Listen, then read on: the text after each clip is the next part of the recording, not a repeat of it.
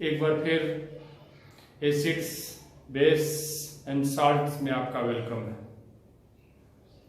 पिछले टॉपिक में न्यूट्रलाइजेशन के बारे में हम डिस्कस किए थे और आज हम जो टॉपिक पे डिस्कस करने जा रहे हैं वो न्यूट्रलाइजेशन इन एवरीडे लाइफ। ठीक है, कहने का तात्पर्य यह है कि न्यूट्रलाइजेशन का हमारे डेली लाइफ में क्या रोल है। What is the role of neutralisation in our daily life. ठीक है, तो सबसे पहले हम बात करेंगे इसमें इंडाइजेशन के बारे में। इंडाइजेशन के बारे में जो पहला पॉइंट हम बनाए हैं उसमें यह लिखे हैं कि our stomach produces hydrochloric acid which helps in digestion of food. हम सभी जानते हैं कि हमारा जो स्टोमक है वो हाइड्रोक्लोरिक एसिड को प्रोड्यूस करता है और ये हाइड्रोक्लोरिक एसिड जो है वो भोजन को डाइजेस्ट करने में हमें मदद करता है।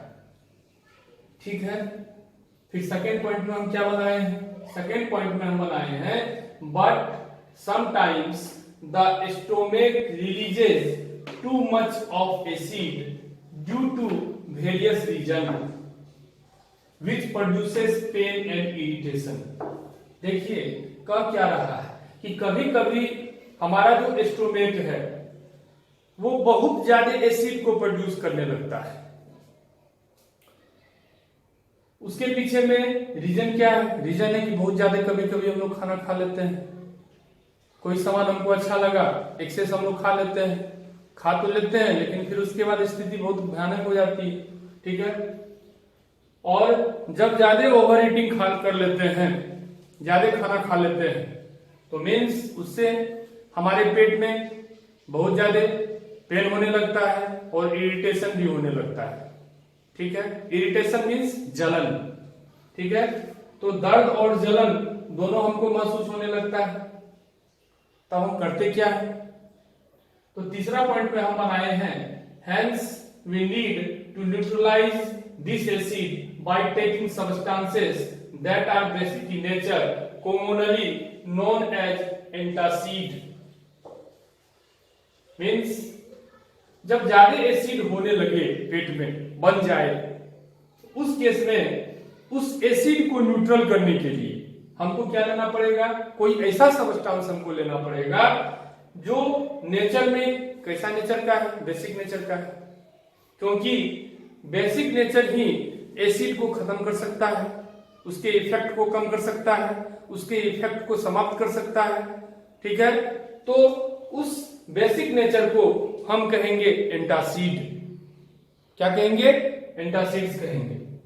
फॉर एग्जांपल जैसे मिल्क ऑफ मैग्नीशिया कैसा सब्सटेंस है? Is a basic substance that can neutralise the acids of the stomach.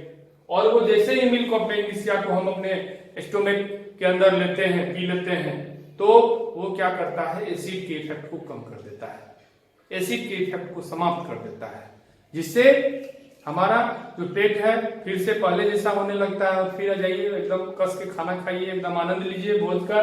ठीक है, तो एंटासिड्स मिल्क ऑफ मैग्नीशिया का इस्तेमाल करके हम इंडाइजेशन को खत्म कर सकते हैं। ठीक है, आइए नेक्स्ट पॉइंट में। नेक्स्ट पॉइंट है आपका एंट sting ant bite.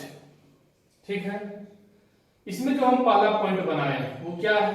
Irritation of the skin due to ant bite is caused because of the presence of formic acid that the ant injects into the skin while biting. Suppose that कोई ant हमारे शरीर पे बैठ जाए और वो जहां पे बैठता है वहां पे क्या करता है?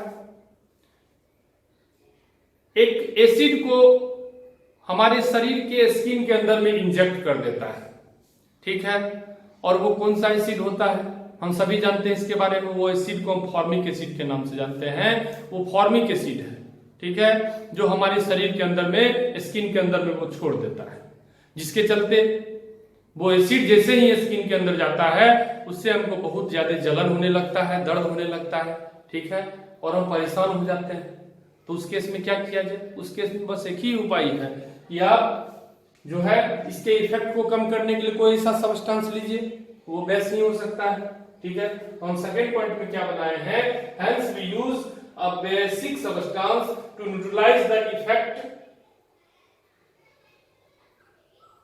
ठीक है, तो हम क्या करेंगे, उस एसिड मतलब वो जो फॉर्मिक एसिड है जो हमारे स्किन के अंदर में चला गया है, उसके इफेक्ट को कौन कम कर सकता है? बेस ही कम कर सकता है। ठीक है, तो हम बेस का इस्तेमाल करेंगे और एग्जांपल में हम बेस लिए हैं बेकिंग सोडा सॉल्यूशन, जिसको हम सोडियम हाइड्रोजन कार्बोनेट के नाम से भी जानते हैं, बाइकार्बोनेट के नाम से भी जानते हैं और बेकिंग सोडा के नाम से भी जानते हैं। तो इस सॉल्यूशन का भी आप इस्तेमाल कर सकते हैं। जिंक कार्बोनेट, जिसका केमिकल फार्मूला ZnCO3 होता है, आप इसका भी इस्तेमाल कर सकते हैं और इनमें से किसी एक का इस्तेमाल कीजिए और वो क्या करेगा, जैसे ही आप इस्तेमाल कीजिएगा, जहां पे वो काटता है वहां पे अच्छे से आप उसको रब कर दीजिए और वो एसिड के इफेक्ट को बिल्कुल खत्म कर देगा, न्यूट्रलाइज कर देगा, रिड्यूस कर देगा। ठीक है,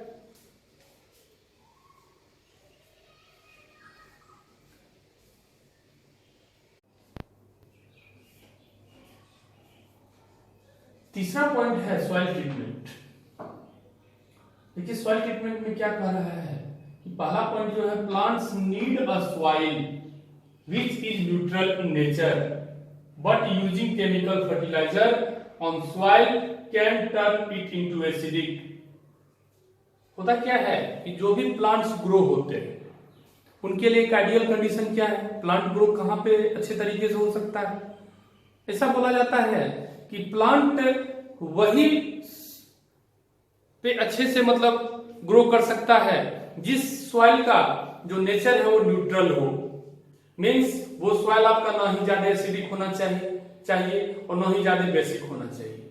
ठीक है, तो लेकिन हम लोग क्या करते हैं, हम लोग केमिकल फर्टिलाइजर का ज्यादा इस्तेमाल करने लगे हैं। केमिकल फर्टिलाइजर के इस्तेमाल होने से वो जो मिट्टी है आपका ज्यादा एसिडिक हो जाता है, ज्यादा बेसिक हो जाता है। ठीक है, तो सबसे पहले हम लोग जानते हैं कि ज्यादा एसिडिक हो जाता है जब सॉइल, तो उस केस में क्या करना चाहिए? देखिए उस केस में हम लोग जनरली दो बेस का इस्तेमाल करते हैं। सबसे पहले कैल्शियम ऑक्साइड का इस्तेमाल करते हैं, जिसको हम क्विक लाइम के नाम से भी जानते हैं और इसका केमिकल फॉर्मूला क्या होता है? CaO होता है। हम लोग ये भी इस्तेमाल करते हैं अपने खेतों में। ठीक है, जिससे एसिड के इफेक्ट कम हो जाते हैं। और कभी कभी स्लैग लाइम का भी यूज किया जाता है, जिसको हम कैल्शियम हाइड्रोक्साइड के नाम से जानते हैं और जिसका कैल्शियम ये केमिकल फॉर्मूला क्या है? CaOH का होल 2, ये भी इस्तेमाल किया जाता है। ठीक है, थर्ड पॉइंट पे कह रहा है कि अगर मान लीजिए मिट्टी हमारा बेसिक नेचर हो जाए, एसिडिक नेचर की बात किए, अभी मान लीजिए बेसिक नेचर की हम बात कर रहे हैं, तो बेसिक सॉइल में हमको क्या करना चाहिए? बाय एडिंग ऑर्गेनिक सब्सटेंस, हमको उसमें ऑर्गेनिक सब्सटेंस को ऐड करना चाहिए एज दे रिलीज एसिड। और उस ऑर्गेनिक सब्सटेंस को जब हम ऐड करेंगे, मींस मैन्योर को ऐड करेंगे या किसी भी प्रकार के कंपोस्ट को ऐड करेंगे, तो वो क्या करता है? एसिड को रिलीज करता है। While decomposing into the soil, जब मिट्टी डिकम्पोज होने लगता है तो वो क्या करता है? ऑर्गेनिक सब्सटेंस वो एसिड रिलीज करता है। ठीक है, जिससे एसिड बेस के इफेक्ट को कम करेगा। ठीक है, तो ये हो गया। अब जो चौथा पॉइंट है हमारा फैक्ट्री वेस्ट। फैक्ट्री वेस्ट में क्या सर? पहला पॉइंट इसमें हम लिखे हैं, factory waste is acidic in nature and can not be directly dumped anywhere. देखिए हम सभी जानते हैं कि फैक्ट्री वेस्ट जो होते हैं उनमें एसिडिक होते हैं, एसिडिक नेचर के सब्सटेंस होते हैं। ठीक है, और उसे हम कहीं पे भी डायरेक्टली रूप से डंप नहीं कर सकते हैं, बहुत हार्मफुल होता है। ठीक है, इतना हार्मफुल होता है कि अगर उसे हम रिवर में डायरेक्टली रूप से डंप कर दें तो रिवर में रहने वाले जितने भी एक्वेटिक एनिमल्स हैं उनका लाइफ साइकिल खतरे में पड़ जाएगा और वो मर जाएगा। ठीक है, इसीलिए जनरली बोला जाता है फैक्ट्री मालिक सबसे कि आप डायरेक्ट रिवर में डंप करने से पहले उस कचरे को क्या कीजिए? पहले न्यूट्रलाइज कीजिए। और न्यूट्रलाइज कैसे किया जाएगा, बेसिक सबस्टांस उसमें ऐड करके उसको न्यूट्रलाइज किया जाएगा, ठीक है। लेकिन आज के डेट में नियम कानून फॉलो नहीं हो रहा है, ठीक है।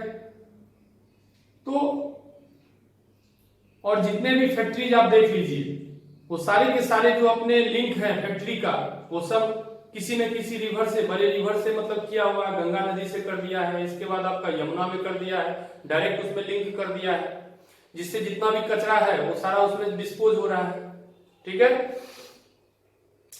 तो लेकिन अभी लॉकडाउन का समय है, तो अभी आप देख सकते हैं कि जितना भी आप समाचार में भी सुन रहे होंगे कि वहां पे पोल्यूशन कम हो रहा है, ठीक है। गंगा नदी का भी मतलब पानी जो है एकदम साफ हो गया है।